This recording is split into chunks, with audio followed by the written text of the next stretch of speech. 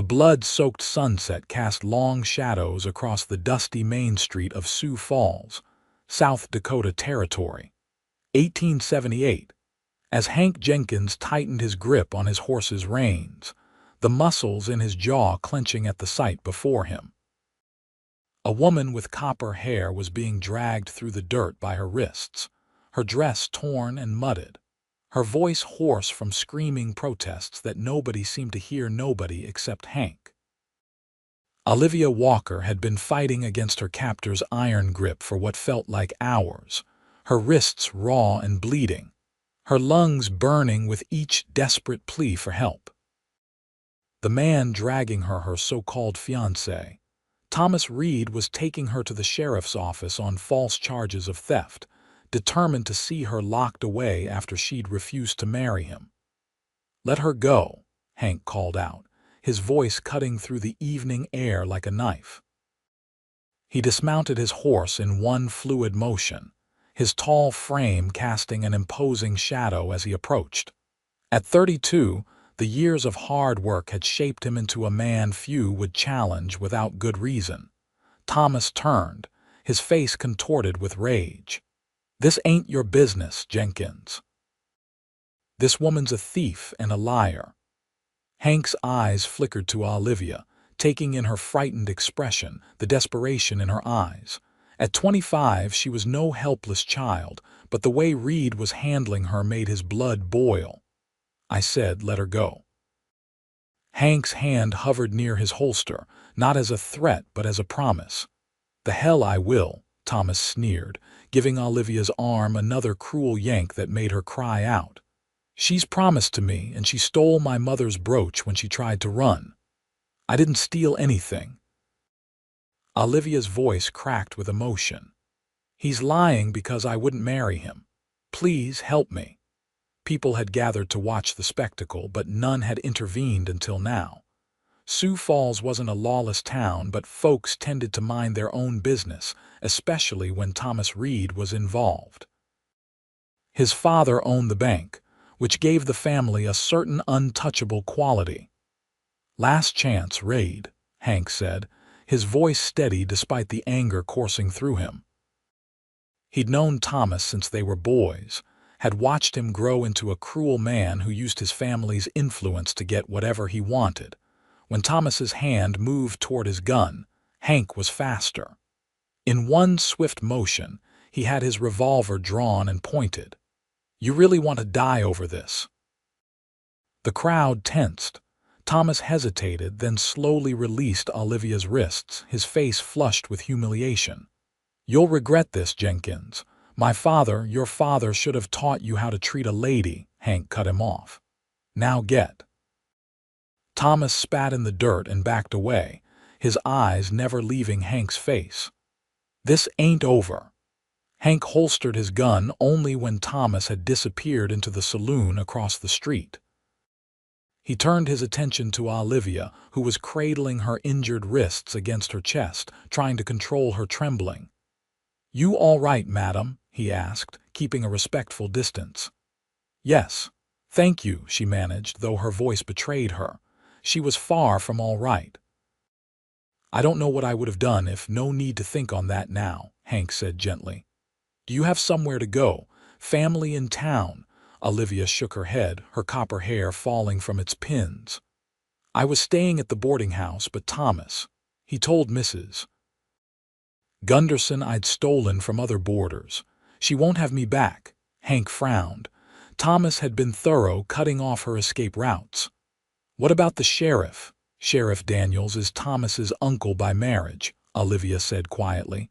"He won't help me." The crowd had begun to disperse, losing interest now that the confrontation was over. But Hank knew better. This wasn't over, not by a long shot. Thomas Reed wasn't a man who accepted defeat gracefully. "My ranch is about 5 miles outside of town," Hank said after a moment of consideration. "I've got a spare room where you can stay until we figure this out. My housekeeper, Mrs. Abernathy, is there proper as they come. You'll be safe." Olivia hesitated, looking at him with wary eyes. "Why would you help me? You don't even know me." Because it's the right thing to do, Hank said simply. And I know enough about Thomas Reed to know you're telling the truth. After a moment, Olivia nodded. She had few options, and this stranger with kind eyes seemed to be offering her only chance at safety. Thank you, Mr. Jenkins. Hank, he corrected, helping her onto his horse before mounting behind her. Just Hank. As they rode out of town, neither of them could have known that Olivia would never leave Raven Creek Ranch again, at least not as Olivia Walker. The ride to Hank's ranch was mostly silent. Olivia sat stiffly in front of him, afraid to lean back against his chest, despite the discomfort of sitting side-saddle on a horse not meant for it. Hank respected her caution, keeping his hands firmly on the reins and giving her as much space as possible. We're almost there, he said as they crested a hill. Below them, nestled in a valley with a creek winding through it, sat Raven Creek Ranch. It wasn't the biggest spread in Dakota Territory, but it was substantial, a 2-story main house, a barn, stables, and several outbuildings. A few cowboys were visible in the distance, herding cattle into a pen for the night. It's beautiful, Olivia said softly, the first words she'd spoken in miles. Been in my family for 15 years, Hank replied. My pa built it from nothing after we came west from Pennsylvania. Left it to me when he passed 5 years ago. As they approached the main house, a woman in her 50s emerged onto the porch, wiping her hands on her apron. Her gray-streaked hair was pulled into a tight bun, and her expression was a mixture of surprise and curiosity. Mrs. Abernathy, Hank called out as he helped Olivia dismount. We have a guest. The housekeeper's eyes took in Olivia's disheveled appearance and injured wrists, and her expression softened immediately. Oh, you poor dear. Come inside, let's get you cleaned up. Hank explained the situation briefly while Mrs. Abernathy prepared a basin of warm water and found clean bandages for Olivia's wrists. The older woman clucked disapprovingly when she heard Thomas Reed's name. That young man has been trouble since he was in short pants, she said, gently washing the dirt from Olivia's wounds. Always thought the world owed him something. Thank you both for your kindness, Olivia said, wincing slightly as the water stung her raw skin. I promise I won't impose for long, I just need a day or two to figure out where to go.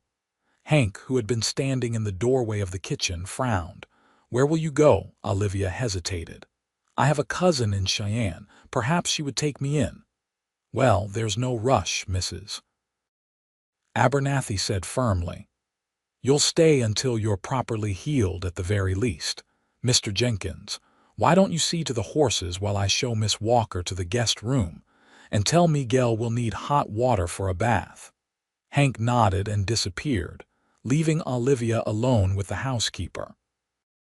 As soon as he was gone, Mrs. Abernathy's expression became more serious.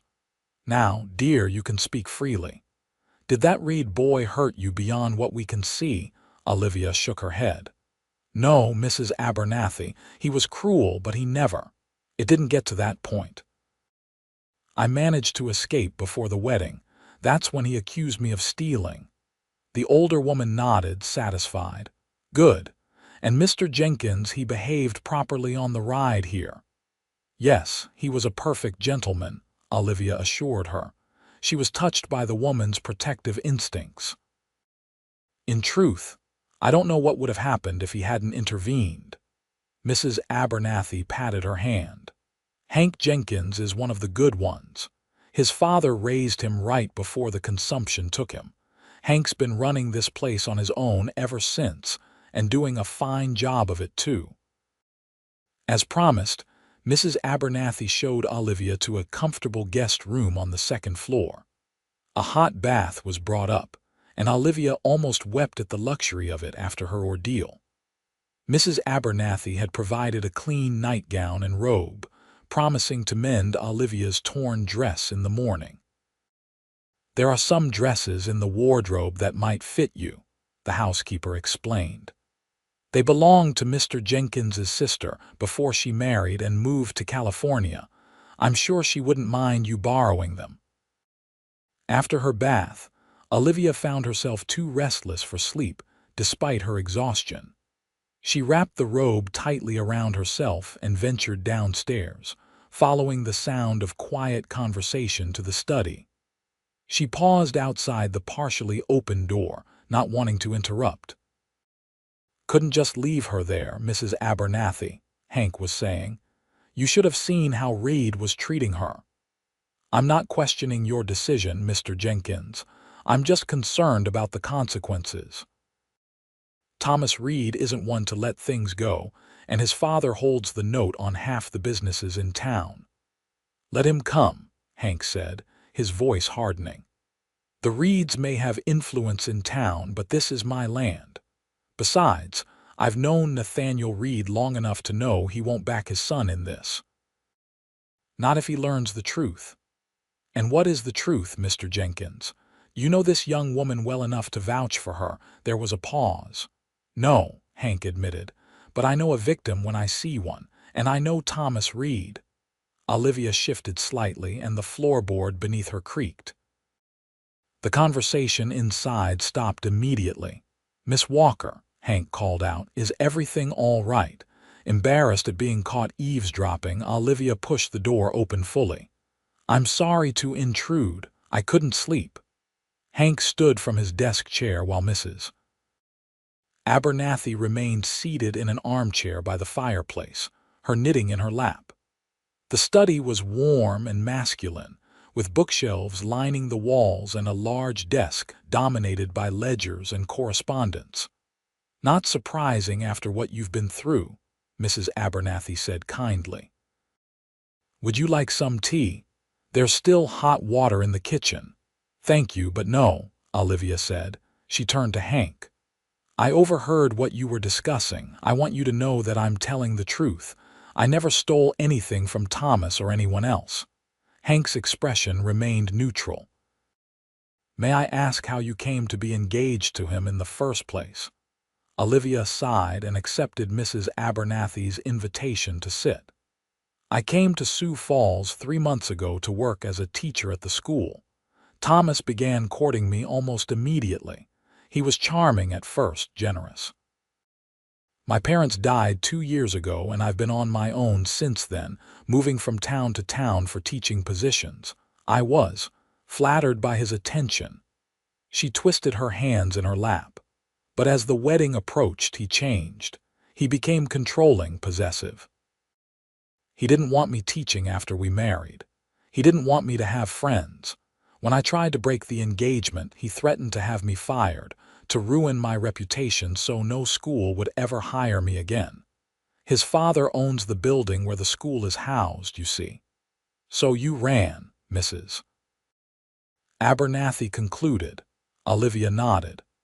"I packed what I could carry and tried to leave town on the morning stage. Thomas caught me at the station. That's when he accused me of stealing his mother's brooch, a family heirloom, he claimed.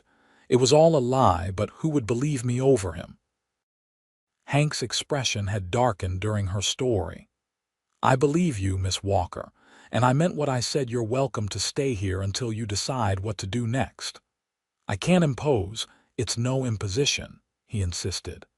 "The ranch is large, and Mrs. Abernathy appreciates the company, don't you?" The housekeeper nodded emphatically. "Indeed I do. It gets lonely out here with just Mr. Jenkins and the ranch hands for conversation." Olivia looked between them, feeling a weight lift from her shoulders.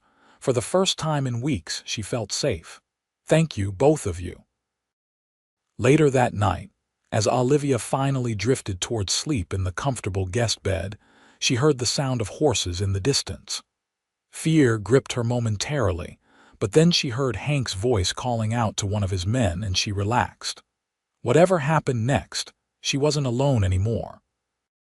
Morning came with the sound of roosters crowing and the distant lowing of cattle. Olivia woke disoriented, momentarily forgetting where she was until the events of the previous day came rushing back. She dressed quickly in one of the borrowed dresses, a simple blue calico that was a bit loose in the waist but otherwise fit well enough, and made her way downstairs. Mrs. Abernathy was already in the kitchen, kneading dough for bread. "Good morning, dear. Did you sleep well?" "Better than I expected," Olivia admitted, moving to help without being asked. "May I assist you with breakfast? You can set the table if you like. Mr. Jenkins usually eats early with the men, but he said he'd come in for breakfast today. I suspect he wanted to check on you." As if summoned by his name, Hank appeared in the doorway, removing his hat as he entered. He was already dusty from morning chores, his shirt sleeves rolled up to reveal tanned forearms. "Morning, Mrs. Abernathy. Miss Walker." "Good morning, Mr. Jenkins," Olivia replied, suddenly self-conscious about her borrowed clothes and loose hair. She hadn't had time to properly pin it up, and it fell in waves past her shoulders. If Hank noticed her discomfort, he didn't comment. "I've sent one of my men, Charlie, into town for supplies. I asked him to inquire discreetly about what Reed might be planning, and to pick up your belongings from the boarding house, if possible." Olivia set down the plates she'd been holding. "That's very thoughtful, but I don't want to put your man in danger. Thomas might be watching for anyone connected to you." "Charlie's clever," Hank assured her. "He was a scout during the war, knows how to move without being seen when he needs to." Breakfast was a surprisingly comfortable affair. Mrs. Abernathy kept the conversation flowing with stories about the ranch and the surrounding area. Hank spoke little but was attentive, making sure Olivia's plate and cup were never empty. It struck her that this was the most relaxed meal she'd had in months. With Thomas, every dinner had been a performance, with Olivia constantly on edge, afraid of saying the wrong thing.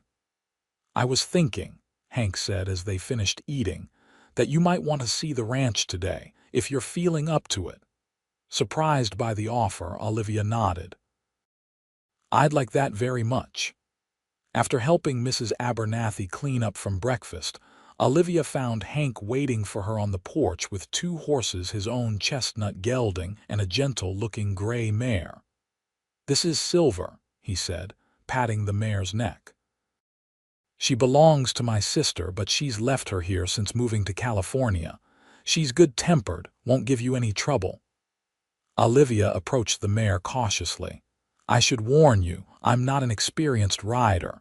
In Pennsylvania, we mostly traveled by carriage." Hank smiled, the first genuine smile she'd seen from him. It transformed his face, softening the hard angles and making him look younger. "Silver's the perfect horse to learn on. I'll keep us at a walk." With Hank's help, Olivia mounted the mare, adjusting her borrowed dress as best she could. They set off at a leisurely pace, with Hank pointing out various features of the ranch, the creek that gave it its name, the different pastures, the small apple orchard his mother had planted years ago that was just beginning to bloom. "How many cattle do you have?" Olivia asked, starting to relax in the saddle. "About 800 head now," Hank replied. "Started with just 50 when Pa bought the land. We've been lucky with good breeding stock and fair winters." "And you manage all of this yourself?" "I have 12 full-time hands, more during roundup and branding season. And Mrs. Abernathy, of course, who runs the house better than I ever could."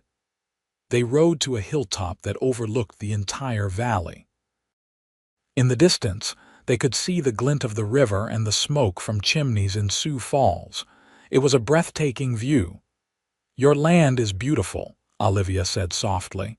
"It's home," Hank replied simply. He hesitated, then added, "My father used to say that land is just dirt until you put your heart into it. Then it becomes something more." Olivia glanced at him, seeing beyond his practical exterior to the thoughtful man beneath. "Your father sounds like a wise man." He was. Hank's expression grew distant. "He brought us out here when I was 17, my sister just 14. Our mother had passed the year before. He wanted a fresh start for us all. And you've carried on his legacy, Olivia observed. He would be proud. Hank looked at her, something unreadable in his expression. I hope so. They rode in companionable silence for a while, eventually turning back toward the main house. As they approached, they saw a rider coming in from the direction of town. Charlie returning from his errand. Hank's posture immediately stiffened. Something's wrong. Charlie's pushing his horse too hard. They quickened their pace, reaching the yard just as Charlie dismounted. He was a wiry man in his 40s with a weathered face and alert eyes. He nodded respectfully to Olivia before turning to Hank. Trouble in town, boss. Reed's got the sheriff looking for Miss Walker, claiming she stole a family heirloom worth hundreds. They're offering a reward for information on her whereabouts. Olivia's hands tightened on the reins, causing Silver to sidestep nervously. Hank quickly moved to steady the mare. What else, Charlie? He prompted, sensing there was more. Charlie glanced uneasily at Olivia. Reed's been drinking since last night, telling anyone who'll listen that Jenkins stole his woman and that he aims to get her back. Got a couple of his father's hired men watching the roads leading out here. Did you manage to get Miss Walker's belongings? Charlie nodded, patting his saddlebag. Mrs. Gunderson was sympathetic once I explained the situation. Said she never believed Miss Walker was a thief, but she couldn't go against the Reeds. She packed up what was left in the room herself. Thank you, Charlie, Olivia said gratefully. What about Nathaniel Reed? Hank asked. Is he backing his son in this? That's the interesting part, Charlie said, lowering his voice. Word is the old man's furious with Thomas for causing such a scene. Apparently, this isn't the first time Thomas has accused a woman of theft when she's rejected him. Hank's jaw tightened. I need to go into town, speak with Nathaniel directly. That's too dangerous, Olivia protested. If Thomas sees you, I've known Nathaniel Reed for 15 years, Hank said firmly. He's hard-headed and proud, but he's fair. If I can convince him that his son is lying, he might call off the sheriff. And if you can't, Mrs. Abernathy had appeared on the porch, having overheard the conversation. Then we'll figure something else out, Hank said. He turned to Olivia. I won't let them take you, Miss Walker.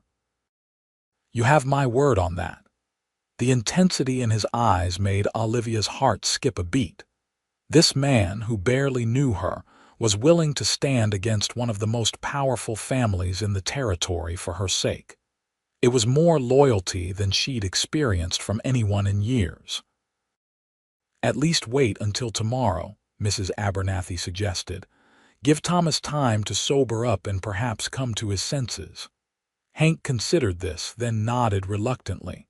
All right, but I'll send Miguel to keep watch on the main road. I don't want any surprises. That evening, after a tense dinner, Olivia found herself unable to sleep again. The threat hanging over her head was too immediate, too frightening.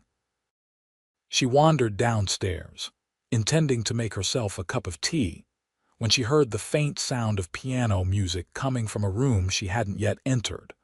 Following the melody, she discovered a small parlor off the main hallway.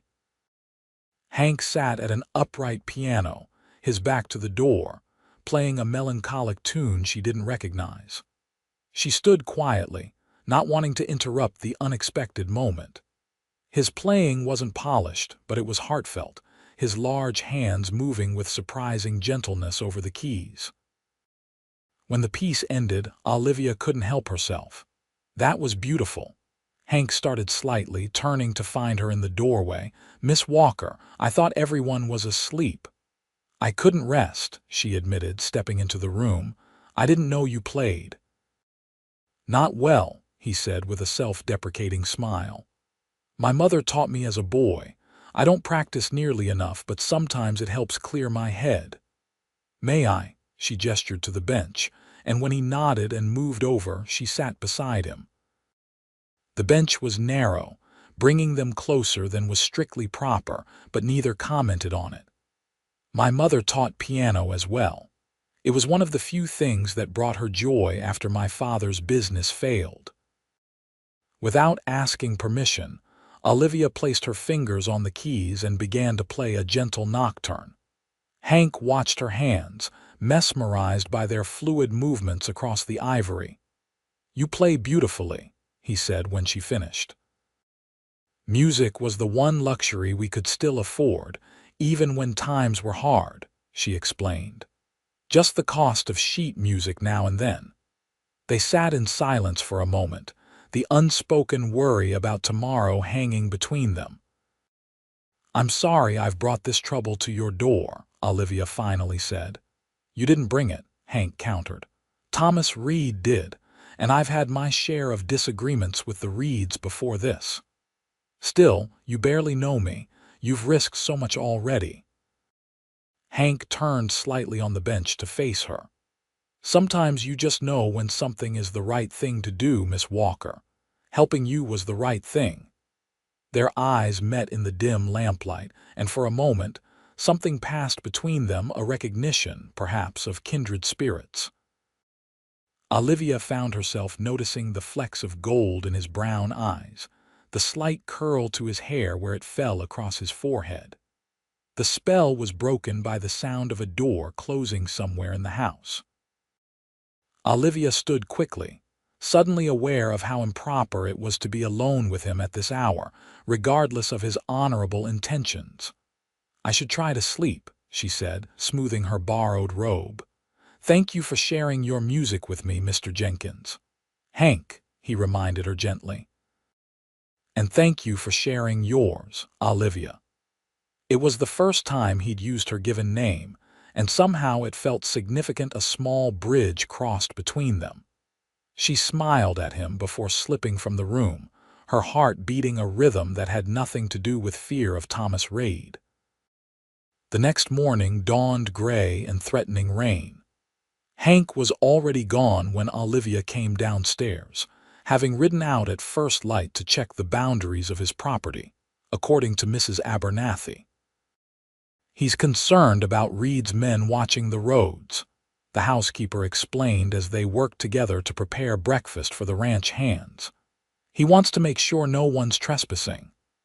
"I feel like a prisoner," Olivia sighed, kneading biscuit dough with more force than necessary. "This isn't fair to any of you." Mrs. Abernathy placed a gentle hand on her arm. "Life is rarely fair, dear, but it helps when good people stand together against the unfairness. Mr. Jenkins is a good man, and he recognizes that you're a good woman who's been wronged.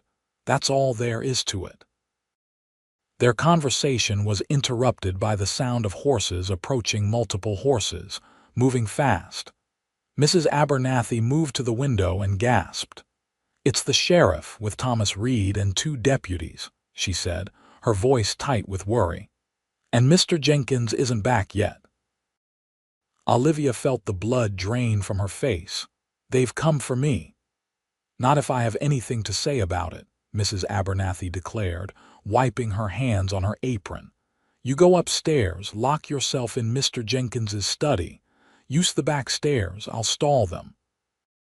Olivia wanted to protest, to face her accusers, but the determined look in the older woman's eyes brooked no argument.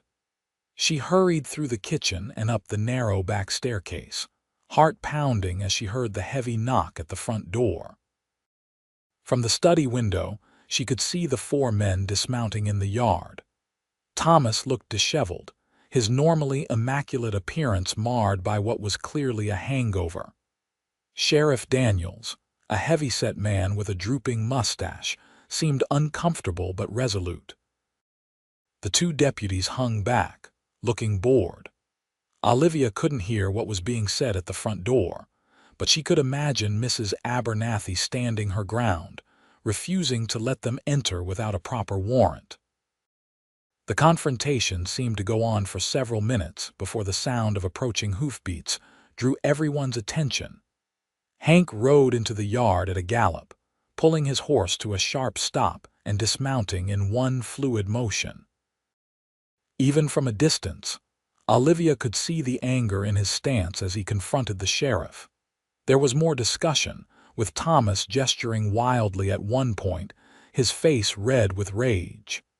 Hank stood his ground, one hand resting casually near his holster, not a threat, but a reminder. To Olivia's surprise, a fifth rider appeared, approaching more sedately from the direction of town. It took her a moment to recognize Nathaniel Reid, Thomas's father. The older man dismounted stiffly, looking displeased with the entire situation. The conversation in the yard grew more intense, with Nathaniel eventually placing a restraining hand on his son's arm when Thomas lunged toward Hank. After what seemed like an eternity, the sheriff nodded and mounted his horse again. Thomas continued to argue, but his father's expression brooked no disagreement. Finally, reluctantly, Thomas mounted his own horse. Olivia held her breath as the group rode away, Thomas throwing one last venomous look at the house before spurring his horse harder than necessary. Only when they had disappeared down the road did she release the breath she'd been holding. A few minutes later, she heard Hank's voice calling her name. She unlocked the study door and hurried downstairs to find him and Mrs. Abernathy in the kitchen. "What happened?" she asked, unable to keep the tremor from her voice. "Nathaniel Reid happened," Hank said, the tension in his shoulders easing slightly at the sight of her safe and unharmed. "He arrived just in time to hear his son threatening to burn down my barn if I didn't hand you over." "Apparently, this isn't the first time Thomas has accused a woman of theft," Mrs. Abernathy added. "There was an incident in Rapid City last year that Nathaniel had to pay to keep quiet." "He believed me over his own son?" Olivia asked, disbelieving. "Not exactly," Hank clarified. "But he believed that his son was making a fool of himself and the Reid name. He's ordered Thomas to drop the charges and leave you be." And Thomas agreed. She knew Thomas too well to believe he would give up so easily. Hank and Mrs. Abernathy exchanged a look. "Nathaniel is sending Thomas to manage their mining interests in Colorado," Hank explained. "He leaves on tomorrow's stage. It wasn't a request." Relief washed over Olivia so strongly that her knees nearly buckled. Hank was at her side in an instant, guiding her to a chair. His hand lingered on her arm, warm and reassuring. "It's over," he said softly. "You're safe now." Tears pricked at Olivia's eyes. "I don't know how to thank you, all of you." "There's no need for thanks," Hank said. "I'm just glad Nathaniel Reid still has some sense of decency despite his son." That evening, with the immediate threat removed, a celebratory mood took hold of the ranch. Mrs. Abernathy prepared a special dinner and even invited Miguel and Charlie to join them at the main house. Wine was opened, toasts were made, and for the first time since arriving at Raven Creek, Olivia felt herself truly relax. After dinner, Olivia and Hank found themselves alone on the porch, watching as the sun set behind the distant hills. The air was cool but not unpleasant, scented with pine and the promise of rain. "What will you do now?" Hank asked, breaking the comfortable silence between them. Olivia considered the question. With Thomas leaving for Colorado, she could return to her teaching position in town. Or she could still go to her cousin in Cheyenne, start fresh somewhere new. "I'm not sure," she admitted. "Part of me wants to stay in Sioux Falls to prove that Thomas didn't drive me away, but another part—" "Another part?" Hank prompted when she trailed off. She turned to look at him, finding his eyes already on her. "Another part of me has found something unexpected here, something I'd like to explore further if given the chance." The air between them seemed to thicken with unspoken possibilities. Hank took a step closer, close enough that she could feel the warmth radiating from him. "I think you should stay," he said, his voice lower than before. "Not in town, here." Olivia's heart stuttered in her chest. "Here at the ranch," Mrs. Abernathy mentioned that the school needs a teacher for the children of the neighboring ranches. They've been meeting in the old church on Saturdays, but it's not enough. You could teach here, use one of the outbuildings. We could convert it into a proper schoolroom. It wasn't what she had expected him to say, but the thoughtfulness of the suggestion touched her deeply. You would do that, create a school on your property. I would do that and more, Hank said, his gaze intent. For the children of the area, and for you if you'll stay. The implication of his words hung in the air between them. This wasn't just about a teaching position. It was about the beginning of something neither of them had anticipated when he'd intervened on that dusty street in town. I think, Olivia said carefully, that I would like that very much.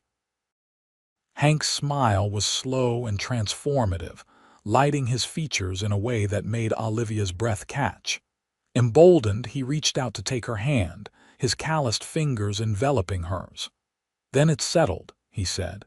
You'll stay at Raven Creek. Neither of them could have known then how true those words would prove to be. The weeks that followed brought changes to Raven Creek Ranch that no one, least of all Hank, could have predicted. The old grain storage building nearest the main house was cleaned out, repaired, and transformed into a schoolroom under Olivia's direction. Hank ordered proper desks and books from Omaha, and word spread quickly among the neighboring ranches that a real school was opening at Jenkins's place. By the end of the first month, Olivia had 12 students ranging in age from 6 to 15, attending 3 days a week. The other days, she helped Mrs. Abernathy with household matters and began learning about ranch operations from Hank, who seemed to find more and more reasons to include her in his daily routine. Their relationship evolved naturally, growing from mutual respect into something deeper. They shared meals, conversation, music in the evenings. Hank taught Olivia to ride properly, and she introduced him to poetry he'd never had time to read. Mrs. Abernathy watched it all with silent approval, discreetly chaperoning when needed but giving them space to discover each other. One evening in late June, nearly 2 months after Olivia's arrival at the ranch, Hank suggested a ride to show her something special. They set out after dinner, Olivia now comfortable enough on Silver to keep pace with Hank's gelding at a gentle canter. He led her to a part of the property she hadn't seen before, a hidden valley where wildflowers carpeted the ground in a riot of colors, with the creek widening into a small, clear pool before continuing its journey. It's breathtaking, Olivia said as they dismounted. The setting sun bathed everything in golden light, making the scene look like something from a painting. My mother found this spot the first week we arrived here, Hank explained, spreading a blanket he'd brought on the grass near the water. She called it her secret garden, though there's nothing cultivated about it.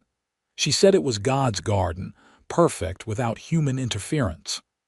They sat together, watching as fireflies began to appear in the gathering dusk. Hank seemed unusually quiet, almost nervous, a state Olivia had rarely seen him in. "What's troubling you?" she asked gently, placing her hand on his. Hank turned his hand to clasp hers. "Not troubled, just contemplating changes." "What kind of changes?" He took a deep breath.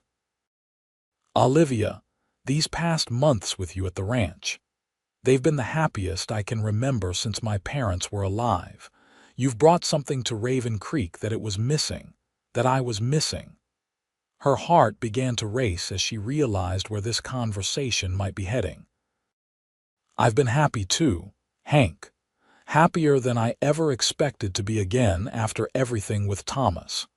Hank's expression darkened briefly at the mention of Reed's name.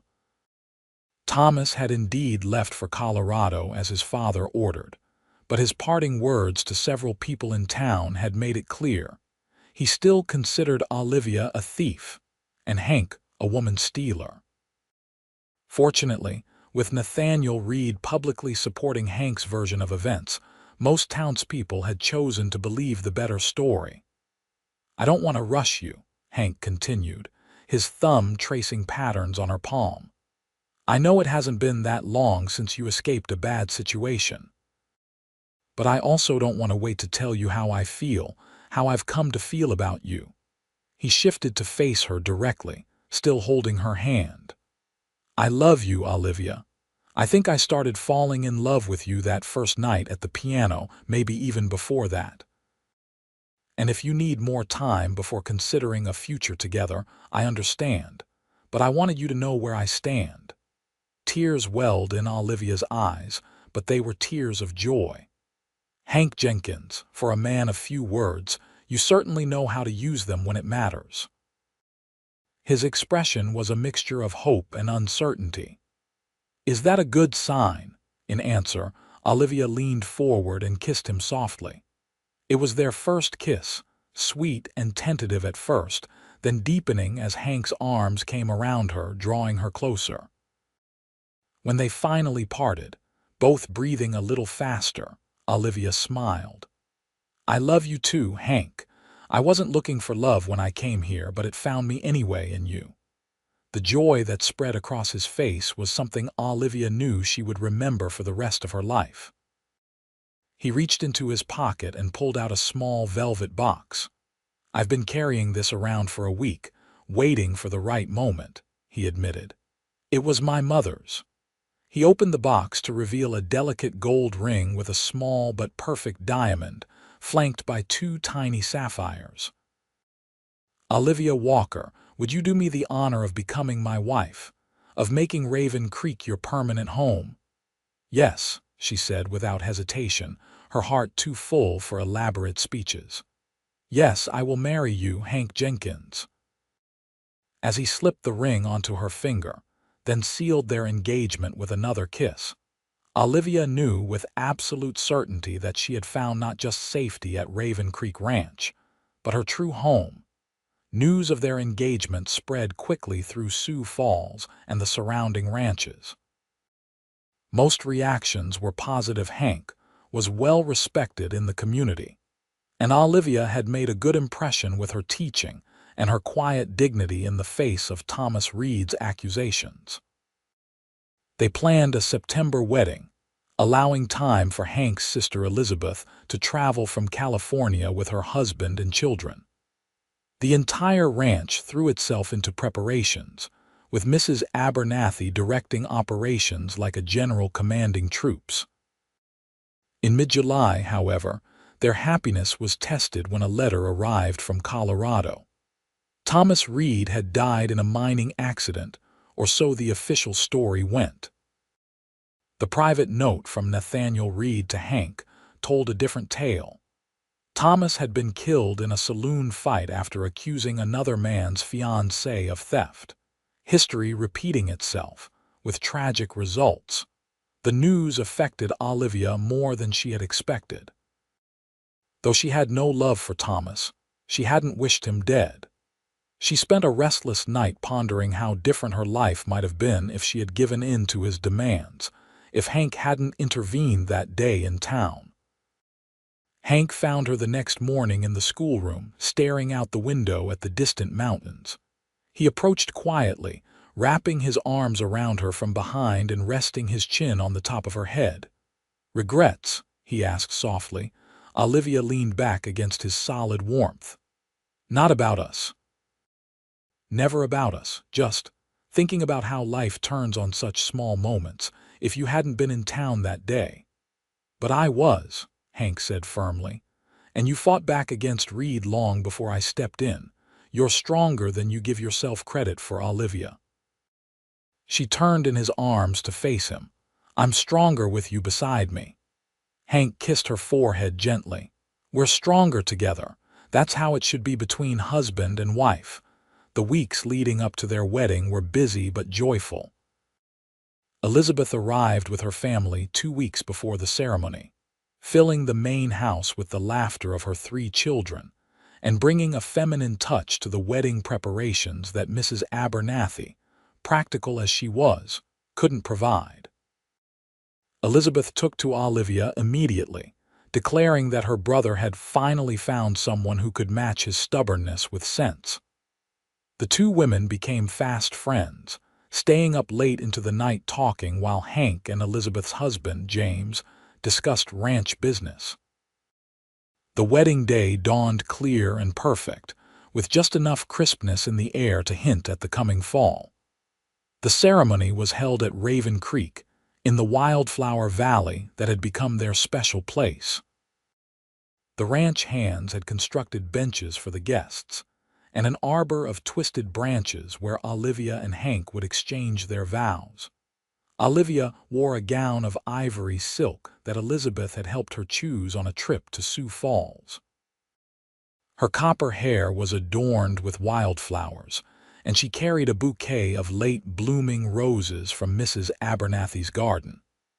As she walked toward Hank, who stood waiting with the minister from town, Olivia felt a sense of rightness so profound, it brought tears to her eyes.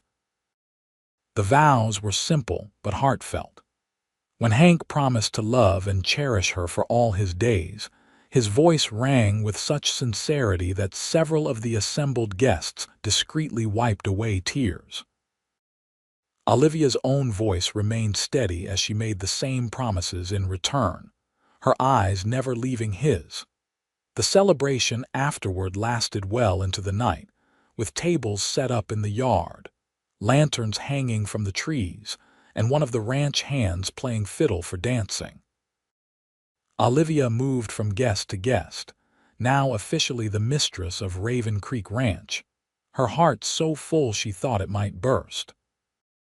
Later that night, when they were finally alone in the master bedroom that was now theirs to share, Hank took her hands in his expression serious despite the joy of the day.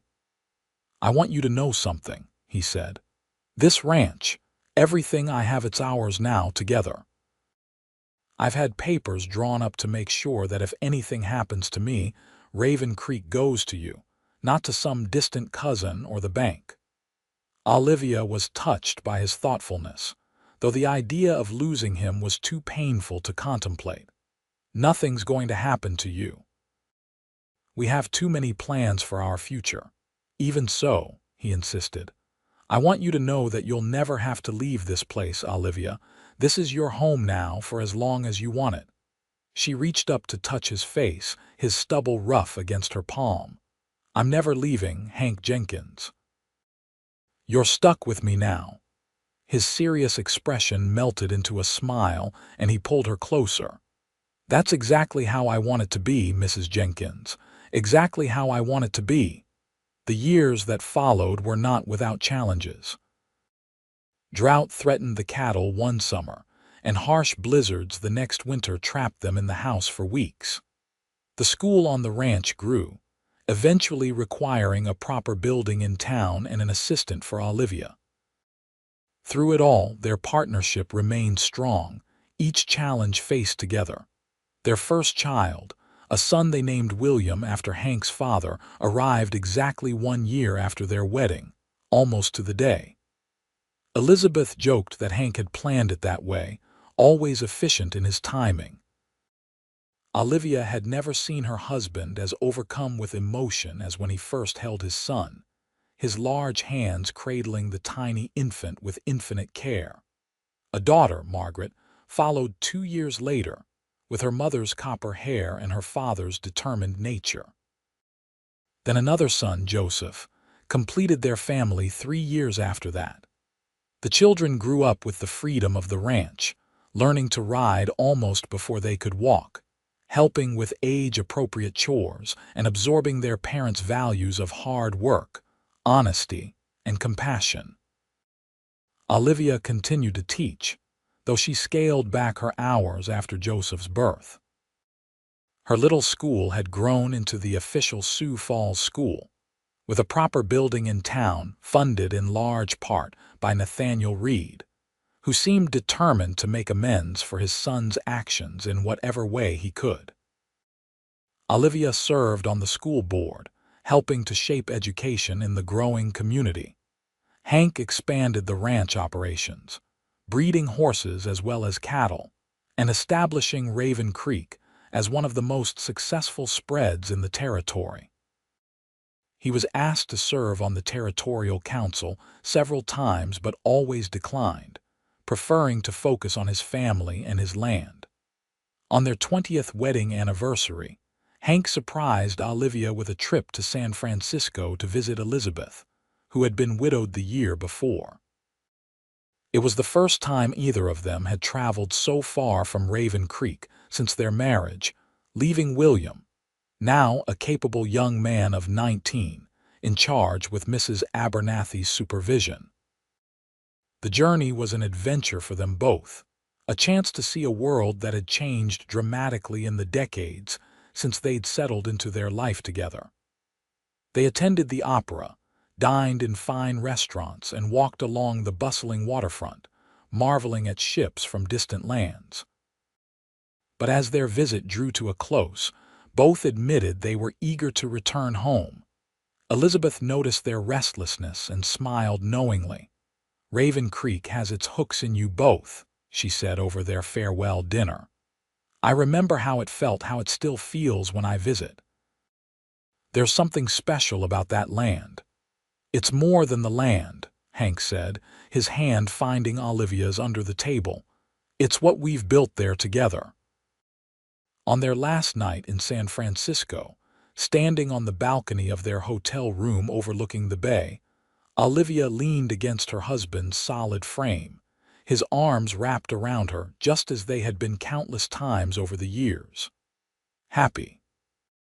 he asked, his voice a deep rumble she felt as much as heard.